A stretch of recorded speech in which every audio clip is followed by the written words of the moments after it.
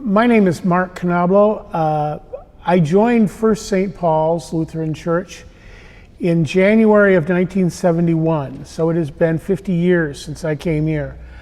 It seems a very short tenure in many respects, because over these 50 years, First St. Paul's has very much become a home for me.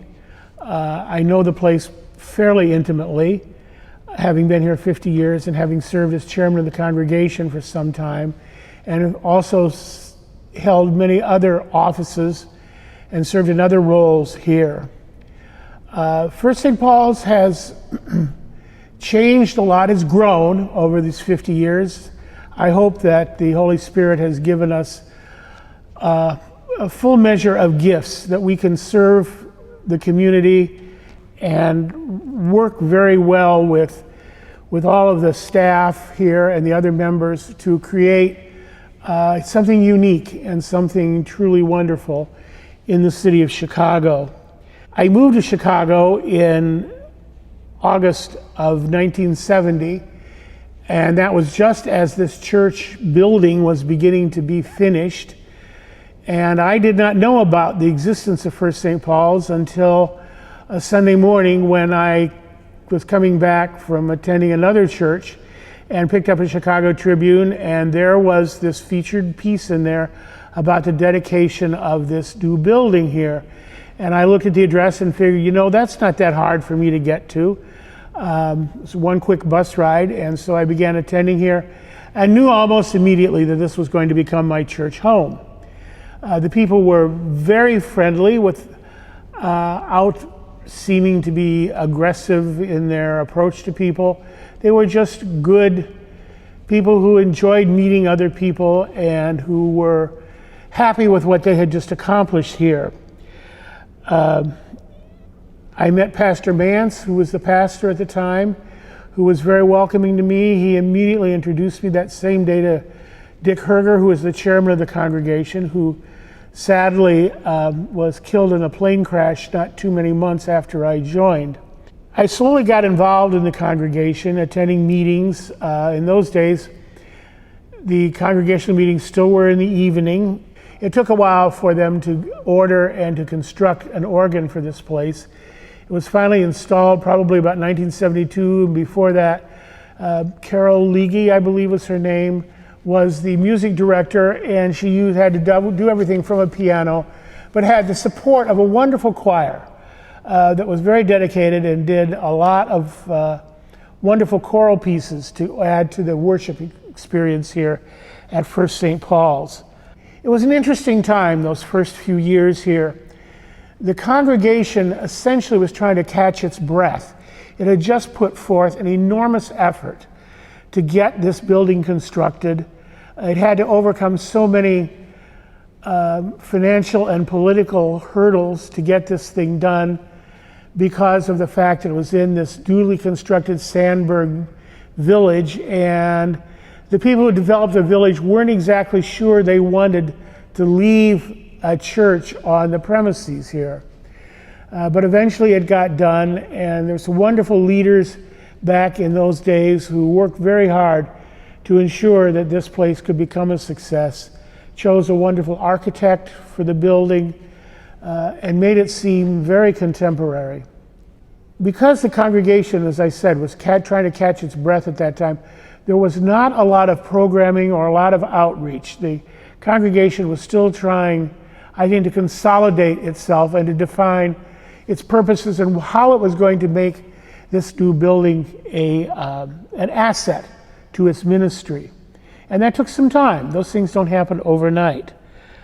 It was also a time that there were controversies going on in the larger church, and those did not exactly help with getting the church on its feet and moving forward. Eventually, I ended up being chairman of the congregation, sort of through the back door. I was elected vice chairman, and the chairman, Arnold Hess, became ill and died, and so I inherited the chairmanship and stayed on with it for a number of years after that. It was, again, a time of great change. We finally called another pastor here. Pastor Mance was moving on toward his retirement, and we called Pastor Robert Pohl at that time, who came in to the congregation and was a breath of fresh air, was just a change in attitude and a change in what he saw as his role as pastor of the congregation was. It was under his leadership, along with Paul and Judy Strawson, who were, all of them with some other congregational leaders, very important in bringing forward the whole idea of starting a community meals program here. We had this wonderful facility with a big kitchen, and we decided that we could do this. Judy Strawson was a social worker, and she knew exactly how to organize this kind of a program. We avoided a lot of mistakes that other churches in this neighborhood had made in their putting together of this sort of a meals program. And we avoided a lot of those errors, and the meals program became wildly successful. At this point, 50 years later, we cannot imagine First St. Paul's without some sort of meals program and community outreach. One of the things we found out in doing the community meals program was that the food, while it was important and what everyone gathered around, was ultimately less important than for a lot of these people who in those days lived around in this neighborhood in what were called single room occupancy living quarters. And most of them felt very isolated and alone in these single rooms.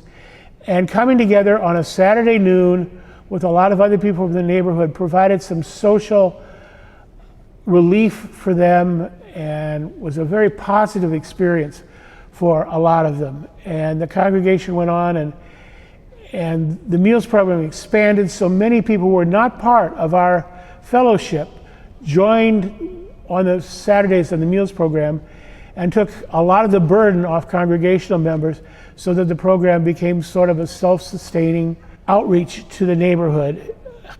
We have attracted over the years some members who have contributed a lot to our congregation through their involvement in the meals program. Things developed after that as the congregation felt more confident in what its role was in the community. There was, back in those days, something called the Near North Ecumenical Forum, and First St. Paul's was very much a part of that. And the forum held meetings about monthly or so, invited experts in all different kinds of fields. It was a great educational experience for those of us who were involved. It eventually sort of came apart just for lack of people who were really willing to step in and work to keep it going forward. But there were members from Holy Name Cathedral, from St. Chrysostom's, from Ascension Episcopal, LaSalle Street Church, all of the neighbors around here. There are many churches in this area. And all of them contributed somehow to this Near North Ecumenical Forum.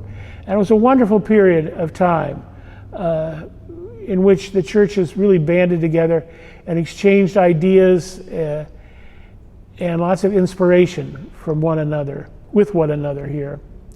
I would just say for the record that for most people here, First St. Paul's becomes a family. And like with most families, older generations come and older generations go.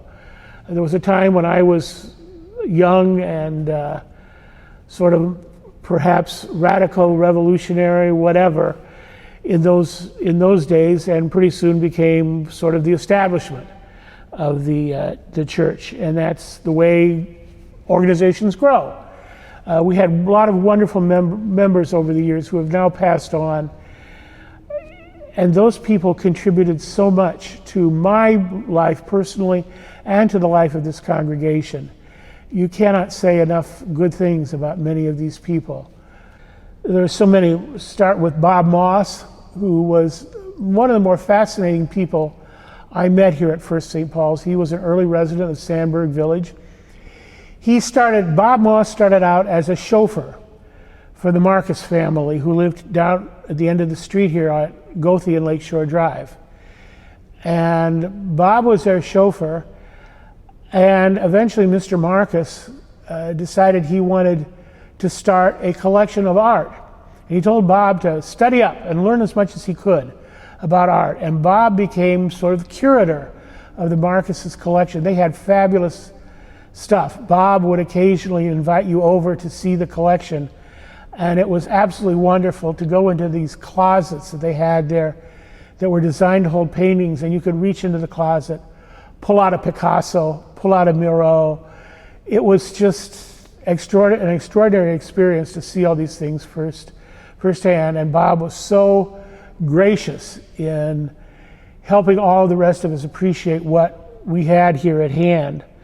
There was Roger Olson, who was very well known in the world of interior design and of fabrics, and he was a member here for many, many years.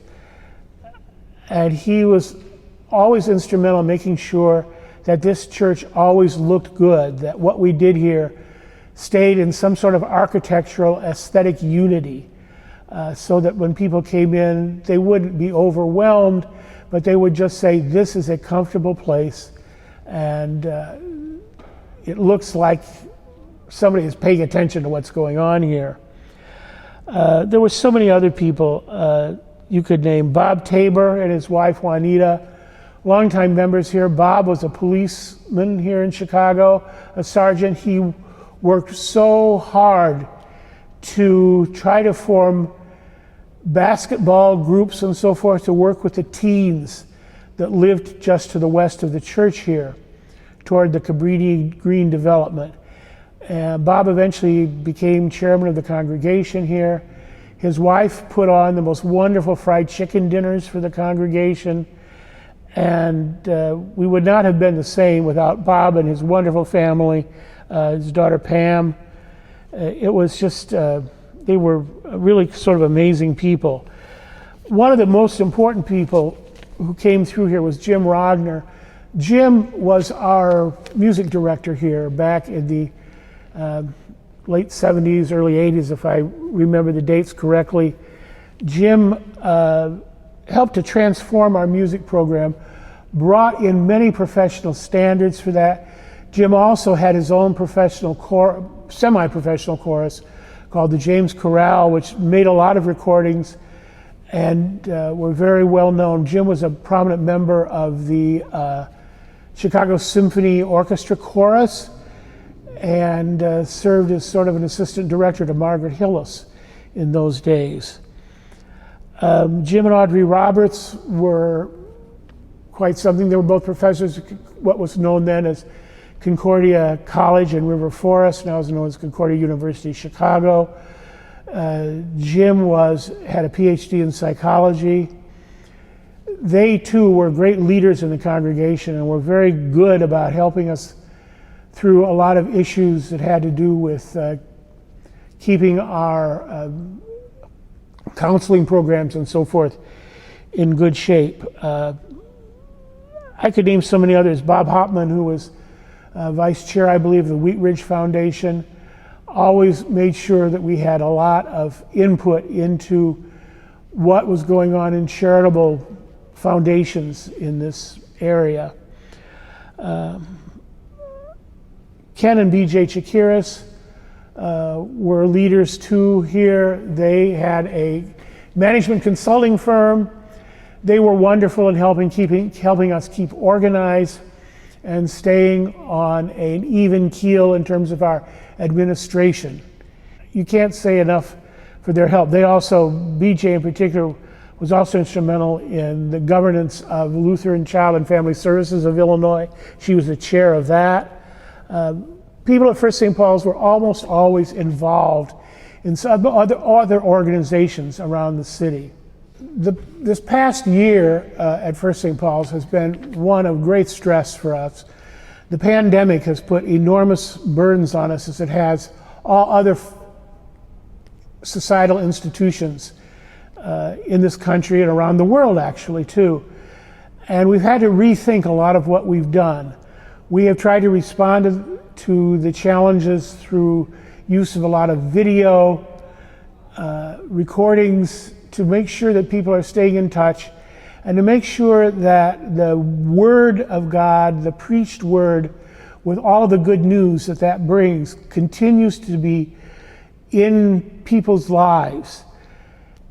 As we come out of the pandemic now and we return to a more normal sort of worship here and gathering together on Sundays, Sunday mornings, Wednesday mornings, other times during the week, we hope that we have learned from this experience.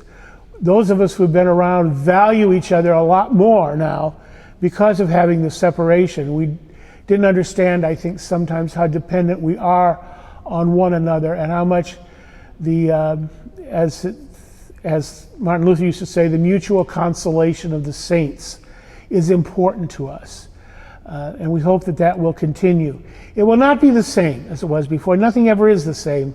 Growth always implies change, and you never go back completely to what you were, but you build on that past and let the Spirit lead you into a new and blessed future. On a personal level, for me, being a part of First St. Paul's has so much enriched my life. Anytime you're a member of a group, you grow because you're encountering other people who see things differently from the way you do it. And that is something that is hard to put a finger on. Individual things, it's again part of a journey process that you don't realize it when you're going through the changes, but you do change and you do grow. As chairman of the congregation, I began to understand much more the diversity of the gifts of the Spirit that God brings to each one of us along the way, and to incorporate those, to make sure that people are recognize that their gifts are actually made use of, can be challenging at times, but it's always worth the effort to include people in what you're doing. It broadens your horizons, makes me at least stop focusing on myself and start looking at a bigger picture, that I'm not the center of the universe, but that doesn't mean I'm any less loved by all of these people, or that I love them the less. But it's not all about me. It's about something much more important than me. It's about these other people and our common commitment to the gospel, to the good news of forgiveness, of happiness, of blessedness through Jesus Christ.